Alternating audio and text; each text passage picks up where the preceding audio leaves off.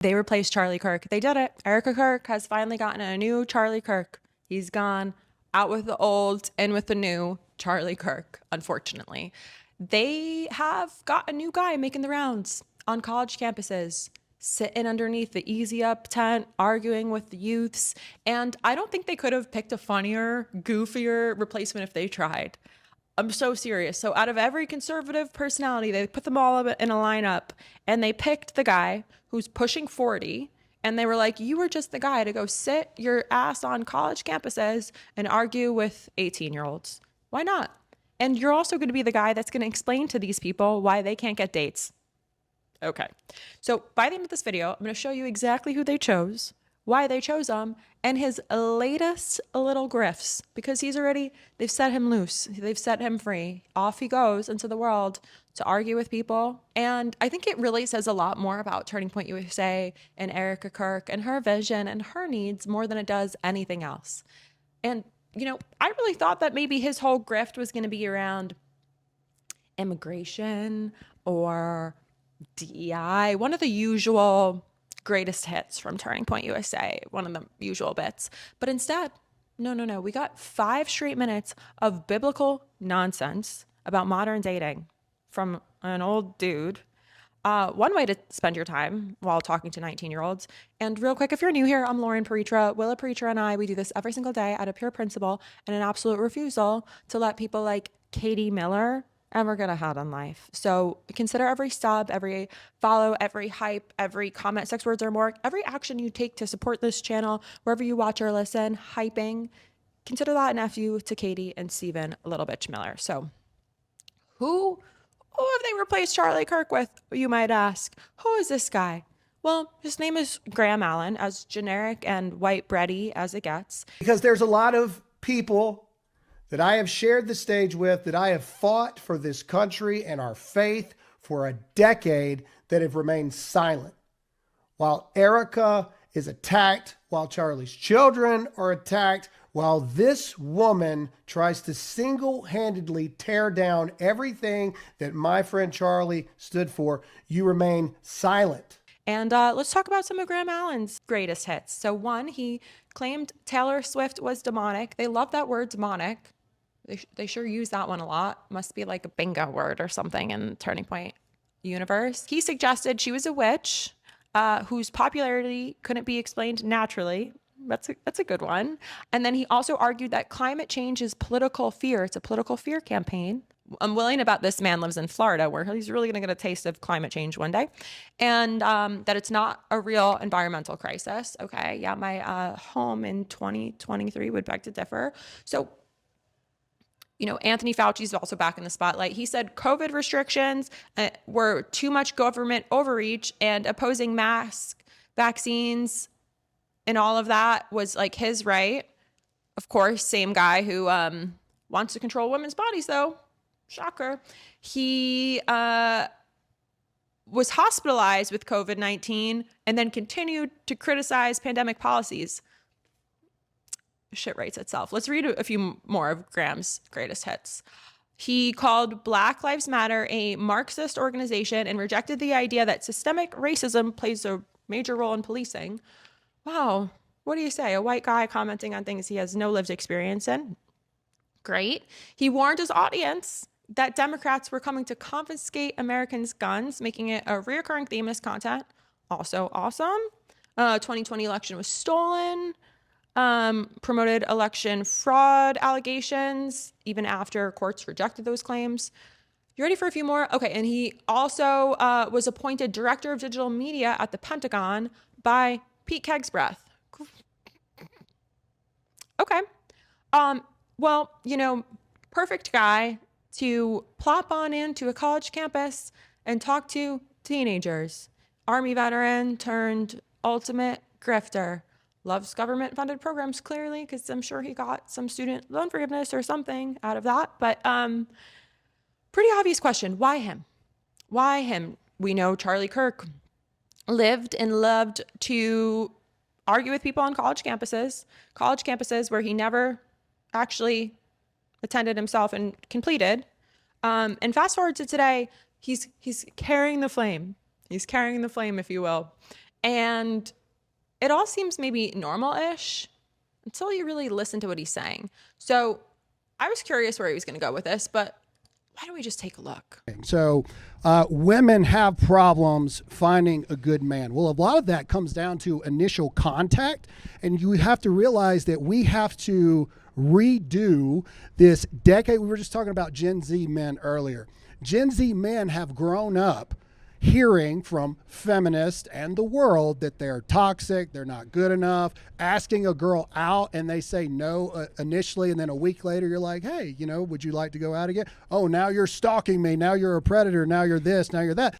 I think you might have missed a part of that story, bud. How do we get from saying no and then not listening and then suddenly somebody's calling you a stalker? I think there's more to that story. That used to be called pursuing somebody, and that used to be called, that's how it was.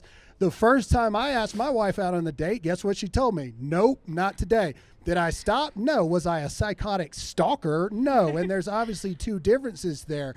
But we have a generation of men that now no longer know how to pursue women in the correct way, because they've been taught if you pursue a woman that you're a stalker and you're this and you're that. So you got men that are not approaching women anymore. I don't think women should approach men. I just got to be honest with you. Men need to grow a pair. They need to man up, and they need to go ask a woman out on a date. And if they say no, guess what? That's what happens. And if you actually want to court a woman, if you actually want that, you as a man, you have to quit being a little boy, and you have to go respectfully, of course. There's obviously a difference between a playful no versus if you come near me again. We're obviously not talking about that before people clip this up on the internet and like, Graham Allen's for stalking.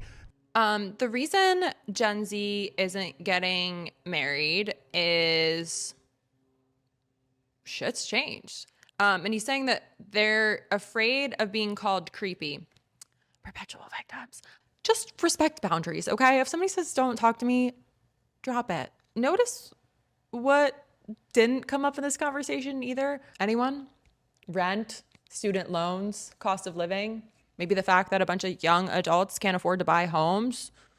The fact that people are delaying marriages because they're pretty much struggling to get through every other financial milestone and maybe don't want to do that whole thing.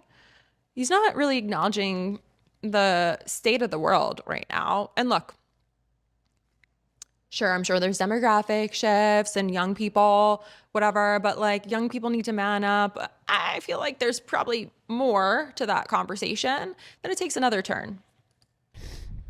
I believe that every real man should want to create an environment that their future wife, their fiance, their wife, don't move in together till you get married, don't have sex till you get married.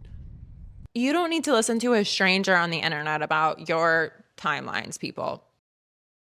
Every man should want to strive to create a world to where if his wife does not want to work, or if his wife wants to stay home and be the trad wife, as you're saying, they should work every single day. 2 jobs, 3 jobs, get no sleep. It doesn't matter. As a man, you come last when it comes to all that kind of stuff. Your wife, Charlie said this, your wife gets whatever she wants. Your kids get whatever they want. And then you come next in the thing. Every man should strive to create a world and an atmosphere that women should feel comfortable and should be able to be the quote trad wife if they choose to be. That's what I think the divide is. We have an obligation to reinstill traditional dating values, biblical dating values, biblical courtship, biblical engagement, biblical marriage in this society.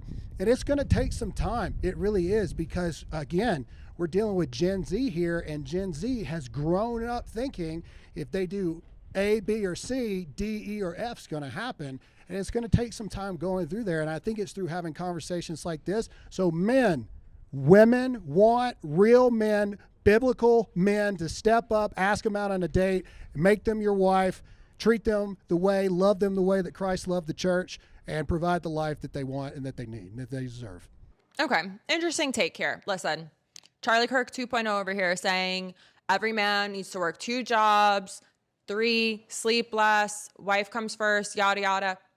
Listen, if that's the arrangement 2 adults freely choose together, that's their business. It's not mine. and it's not Charlie Kirk 2.0.